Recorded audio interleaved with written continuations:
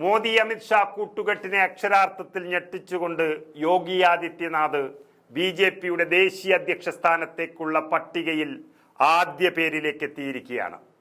അതായത് നരേന്ദ്രമോദിയുടെ അപ്രമാദിത്വം ബി.ജെ.പിയിൽ നിന്നും അവസാനിപ്പിക്കുക, അതാണ് ആർ.എസ്.എസിന്റെ തീരുമാനം. മോദിയില്ലാതെ തെരഞ്ഞെടുപ്പ് ജയിക്കാനും മോദി ഉണ്ടെങ്കിൽ തന്നെ തോൽപ്പിക്കാനും ആർ.എസ്.എസിന് അറിയാം. അതിന് ബി.ജെ.പിയിൽ കഴിവുള്ള നേതാവും ആർ.എസ്.എസിന് വിശ്വാസമുള്ള നേതാവുമായ യോഗി ആദിത്യനാഥ് തന്നെയാണ് മുന്നിൽ വരേണ്ടത്.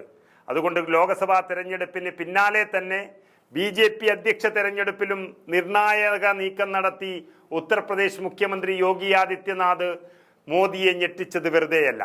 തർക്കം പരിഹരിച്ച് തെരഞ്ഞെടുപ്പിന് സമവാക്യവും സമവായവും കണ്ടെത്താൻ പ്രധാനമന്ത്രി നരേന്ദ്രമോദിയുടെ നേതൃത്വത്തിൽ കഴിഞ്ഞ ദിവസം ദില്ലിയിൽ ബി.ജെ.പിയുടെ ഉന്നതതല യോഗം ചേർന്നിരുന്നു. അതിനിടയിലാണ് ഈ നിർണായക നീക്കം നടക്കുന്നത്.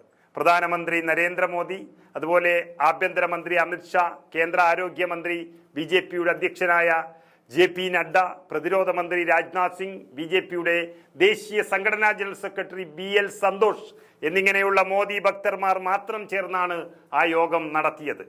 ഏപ്രിൽ 20 കഴിയുന്നതോടെ അധ്യക്ഷ തെരഞ്ഞെടുപ്പിന്റെ നടപടികൾ ആരംഭിച്ച് മെയ് ആദ്യവാരത്തോടെ അധ്യക്ഷനെ പ്രഖ്യാപിക്കുമെന്നാണ് അവർ സൂചന നൽകിയത്. അതിനിടയിലാണ് ആർ.എസ്.എസ് ഈ നീക്കം നടത്തിയിരിക്കുന്നത്.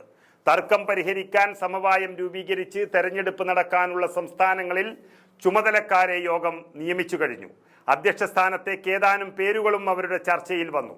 ആദ്യം തന്നെ മോദി അമിത്ഷാ കൂട്ടുകെട്ടിനെ തറപറ്റിക്കാൻ ആർ.എസ്.എസ് സഹായത്തോടെ യോഗി പണി തുടങ്ങിയിരുന്നു എന്നുള്ളത് അപ്പോഴാണ് അറിയുന്നത്.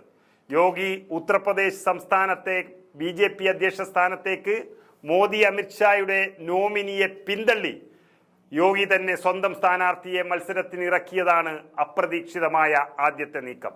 ഇതോടെയാണ് അതുവരെ സുഗമമായി മുന്നോട്ട് നീങ്ങിയ മോദി ഷാ നീക്കത്തിന്റെ വേഗത തന്നെ കുറഞ്ഞുപോയത്. സ്ഥാനാർത്ഥി നിർണയത്തിലടക്കം ലോക്സഭാ തെരഞ്ഞെടുപ്പിലും യോഗി പിടിമുറുക്കിയിരുന്നു. നമുക്കറിയാം, എത്രയോ ജയിക്കേണ്ടിയിരുന്ന സ്ഥാനാർത്ഥികളെയെല്ലാം തോൽപ്പിച്ചു വിട്ടത് യോഗി കണ്ണടച്ചുകൊണ്ട് മാത്രമാണ്. അവിടെ വാരണാസിയിൽ മത്സരിച്ച മോദിക്ക് പോലും ഉത്തർപ്രദേശിൽ ഒരനക്കവും സൃഷ്ടിക്കാൻ കഴിഞ്ഞിട്ടില്ല. വോട്ടെണ്ണലിലെ ആദ്യ റൗണ്ടിൽ വാരണാസിയിൽ നരേന്ദ്രമോദി തന്നെ പിന്നിലാകുന്നൊരു കാഴ്ചയും നമ്മൾ കണ്ടു. അതെല്ലാം യോഗിയുടെ കളികളാണ്. ഉത്തർപ്രദേശിലെ പാർട്ടിയിലും യോഗി വീണ്ടും പിടിമുറുക്കുന്നതായി സൂചന ലഭിച്ചു കഴിഞ്ഞു. ഉത്തർപ്രദേശ്, ബംഗാൾ, മധ്യപ്രദേശ്, കർണാടക എന്നീ സംസ്ഥാനങ്ങളിൽ അധ്യക്ഷനെ ഏറ്റവും അടുത്ത ദിവസങ്ങളിൽ തന്നെ തിരഞ്ഞെടുക്കേണ്ടതുണ്ട്. അപ്പോഴാണ് യോഗിയുടെ ശക്തമായ കടന്നുവരവ്. ബി.ജെ.പിയുടെ പുതിയ ദേശീയ അധ്യക്ഷനായുള്ള ചർച്ചകളിൽ യോഗി ആദിത്യനാഥിന്റെ പേരും ഉയർന്നു വന്നതോടെ മോദി വിശ്വസ്തർ അസ്വസ്ഥരാണ്. ബി.ജെ.പിയുടെ ഇനിയുള്ള പോക്ക് തന്നെ വേറെ വഴിയിലായിരിക്കും എന്നവർ കരുതുന്നു. മാത്രമല്ല, 3 തവണ തുടർച്ചയായി ഒരാൾ രാജ്യം ഭരിക്കുന്നത് തന്നെ രാഷ്ട്രീയ പാർട്ടിയിൽ അധികമാണെന്നും അത് പതിവില്ലാത്തതാണെന്നും മോദി പാർട്ടി എന്ന ഒരു തലത്തിലേക്ക് ബി.ജെ.പി മാറിപ്പോകുന്നുവെന്നും ആർ.എസ്.എസ് അഭിപ്രായപ്പെടുന്നു. അതാണ് യോഗി യുഗത്തിലേക്ക് ഇന്ത്യയെ മാറ്റാൻ ആർ.എസ്.എസ് തീരുമാനിച്ചിരിക്കുന്നത്.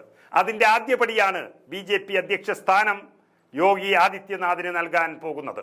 ബി.ജെ.പി നേതൃത്വവും ആർ.എസ്.എസും നടത്തിയ ചർച്ചയിലാണ് യോഗി ആദിത്യനാഥിന്റെ പേര് വന്നത് എന്നതും ശ്രദ്ധേയം. മുൻ മധ്യപ്രദേശ് മുഖ്യമന്ത്രി, കേന്ദ്രമന്ത്രി കൂടിയായ ശിവരാജ് ചൗഹാനോടും ആർ.എസ്.എസിന് താല്പര്യമുണ്ട്. എങ്കിലും യോഗിയെ മനസ്സിൽ കാണുന്നുണ്ടെങ്കിൽ അത് തന്നെ നടത്തും ആർ.എസ്.എസ് എന്നുറപ്പാണ്.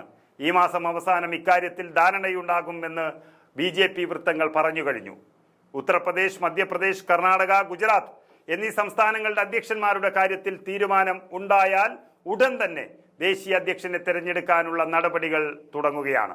അപ്പോഴേക്കും യോഗി ആദിത്യനാഥിനെ സജ്ജനാക്കാനാണ് ആർ.എസ്.എസിന്റെ തീരുമാനം.